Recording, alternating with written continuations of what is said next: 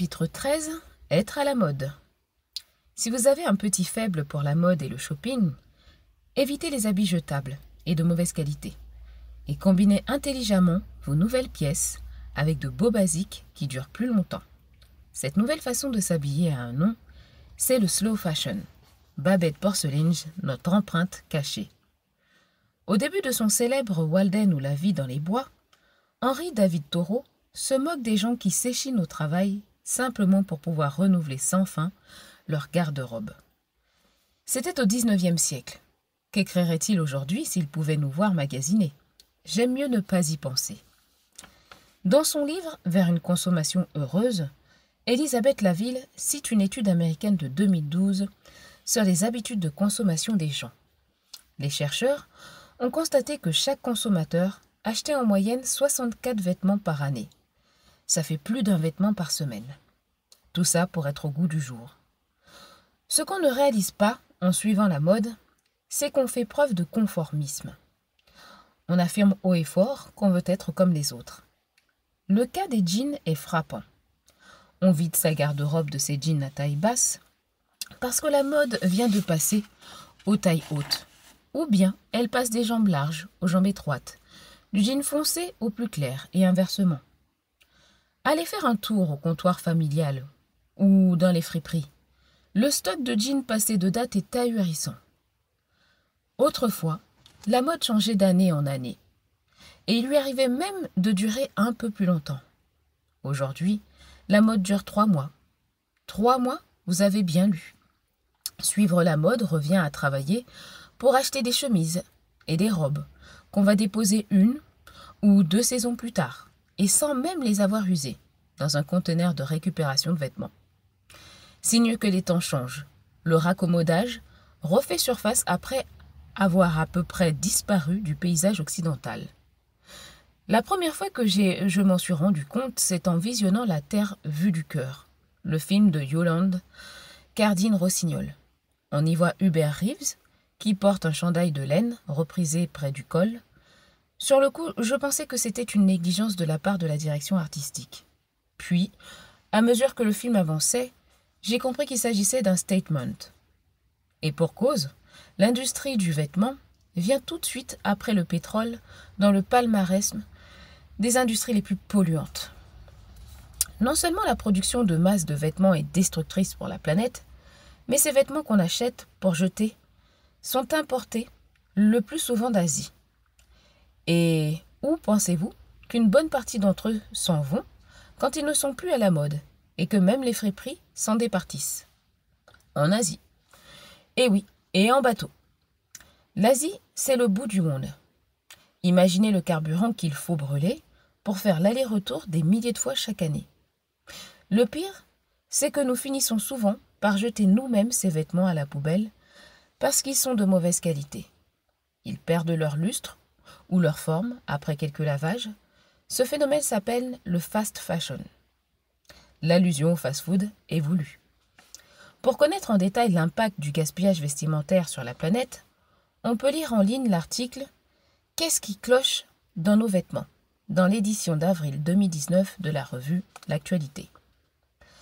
On y apprend entre autres que le magasinage excite dans le cerveau les mêmes zones de plaisir que celles liées à la dépendance aux drogues.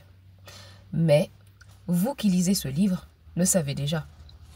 On y apprend aussi que les fibres naturelles sont autant sinon plus polluantes que les fibres synthétiques, qu'il faut 20 000 litres d'eau pour fabriquer 1 kg de coton, soit le poids d'un t-shirt et d'une paire de jeans, que le quart des pesticides utilisés dans le monde est lié à la culture de coton, et qu'en Chine, les métaux lourds rejetés par les usines de textiles polluent 70% des eaux du pays.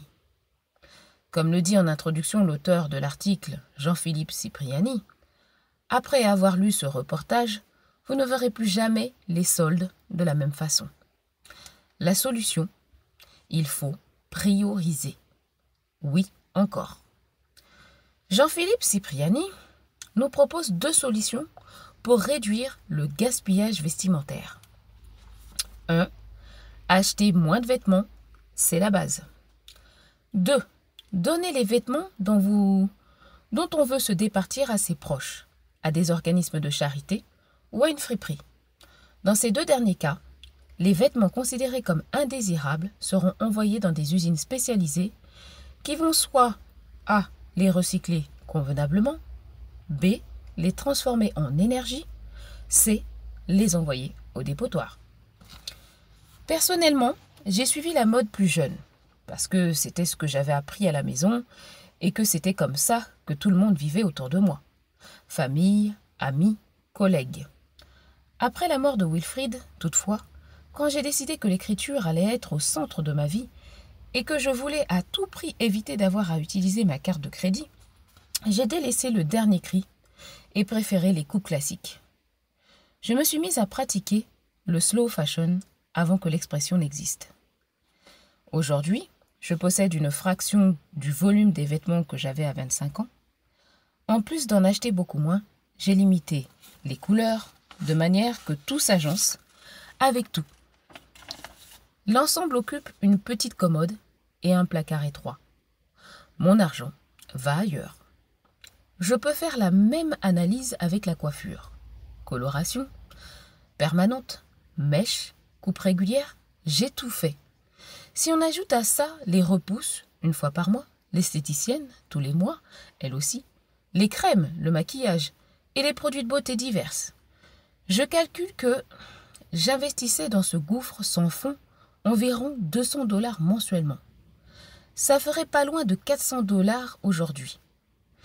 Le plus désolant pour moi, quand je pense à la jeune femme qui dilapidait ainsi son argent, c'est que la chose était toujours à recommencer.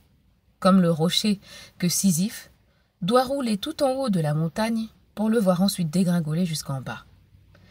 Et c'est sans compter les dégâts comme les problèmes de peau causés par les produits chimiques, les fixatifs, la permanente, la coloration.